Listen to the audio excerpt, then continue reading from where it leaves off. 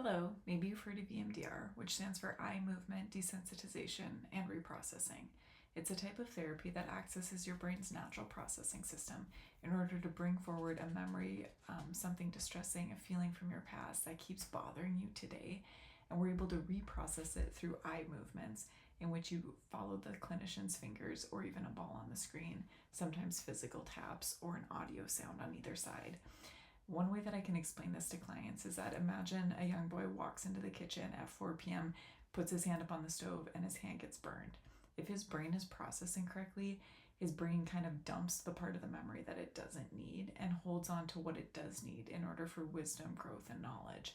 So if the brain is processing correctly, the little boy remembers, don't put your hand on the stove, it could be hot, you might get burned, and he's able to continue about his day. Another boy walks in at 4 p.m., touches the kitchen stove, burns his hand. The stove was so hot, his hand was burned, his brain wasn't processing correctly. Out of an abundance of caution, the brain held onto every part of that memory. This boy might start getting nervous around 4 p.m. He could get nervous when he sees white stove, maybe a white stove.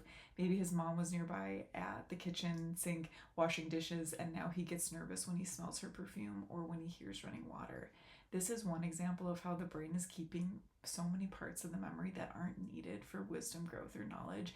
And those parts just kind of hang out in the brain, ready to be triggered by current things that remind the brain of that previous danger.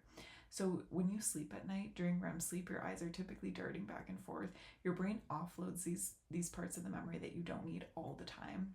But what's different about EMDR is that with a trained clinician, you're able to bring forward that memory along with any negative thoughts that you have about yourself at that time. Sometimes the thought might be like, I can't be helped, I'm not safe around other people, this was all my fault, I should have done something. And through reprocessing, you're able to get to a more neutral feeling when you think about that original memory, or sometimes even a positive feeling. And that one might be hard to understand. How could anybody have a positive feeling related to a negative memory? One example might be if a Vietnam vet does EMDR, the positive cognition that he lands on might be Vietnam was very beautiful as I was flying into the country. And that's just one example of how we can kind of change this association so that now when he thinks back on that memory, it's not very disturbing, distressing with pain in his stomach or kind of like a flash headache or a recoiling feeling, but he's able to think of it in a positive way.